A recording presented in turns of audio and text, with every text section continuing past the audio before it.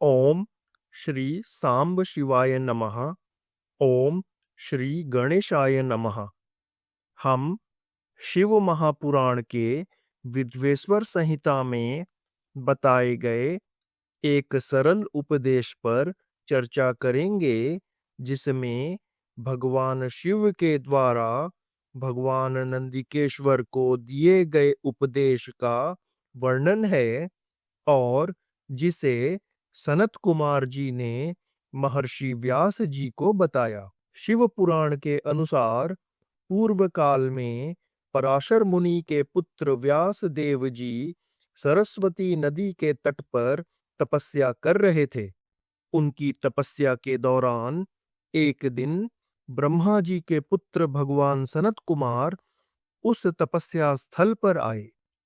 तब महर्षि व्यास जी ने सनत कुमार जी को अपने तपस्या करने का कारण बताते हुए ऐसा कहा, मैंने वेद सम्मत धर्म, अर्थ, काम और मोक्ष की कथा को मानव समाज में अनेक प्रकार से प्रदर्शित किया है।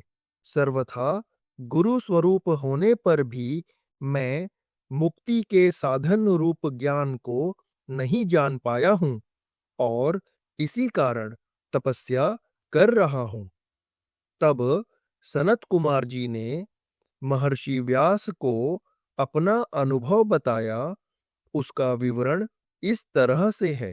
एक समय सनत कुमार जी अनेक साधनों के भ्रम में मंदराचल पर तप करने लगे।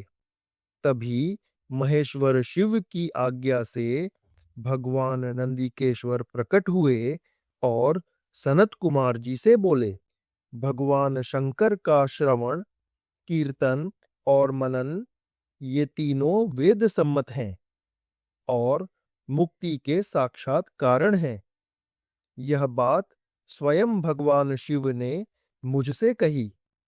इस तरह से ज्ञान प्राप्त कर सनत कुमार जी ने भी व्यास जी को भगवान शंकर का श्रवण, कीर्तन, मनन का उपदेश दिया और बताया कि ये तीनों ही वेद सम्मत हैं और मुक्ति का निश्चित मार्ग है। उक्त ज्ञान को संक्षेप और सारभूत रूप में ब्रह्मा जी ने मुनियों को इस प्रकार बताया।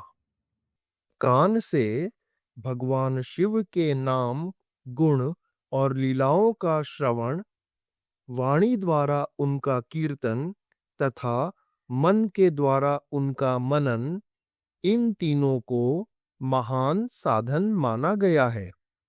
इसी साधन से परम साध्य प्राप्त हो सकता है। लोग प्रत्यक्ष वस्तु को नेत्र से देखकर उसमें प्रवृत्त होते हैं, परंतु जिस वस्तु का कहीं भी प्रत्यक्ष दर्शन नहीं होता, उसे श्रवण इंद्रियों द्वारा जान सुनकर मनुष्य उसकी प्राप्ति के लिए चेष्टा करता है। अतः पहला साधन श्रवण ही है। उसके द्वारा गुरु के मुख से तत्व को सुनकर बुद्धिशाली विद्वान पुरुष अन्य साधन, कीर्तन एवं मनन की सिद्धि करे। भगवान शंकर की पूजा, उनके नामों का जप तथा उनके गुण, रूप, विलास और नामों का युक्ति परायण चित्त के द्वारा जो निरंतर परिशोधन या चिंतन होता है, उसी को मनन कहा गया है। वह महेश्वर की कृपा दृष्टि से उपलब्ध होता है। वह समस्त साधनों में प्रमुखतम है। शंभु के प्रताप, गुण, रूप, विलास और नाम को प्रकट करने वाला संगीत, वेद वाक्य या भाषा के द्वारा अनुराग पूर्वक उनकी स्तुति ही मध्यम साधन है, जिसको कीर्तन शब्द कहा जाता है। सर्वप्रथम सज्जनों की संगति से श्रवण सिद्ध होता है।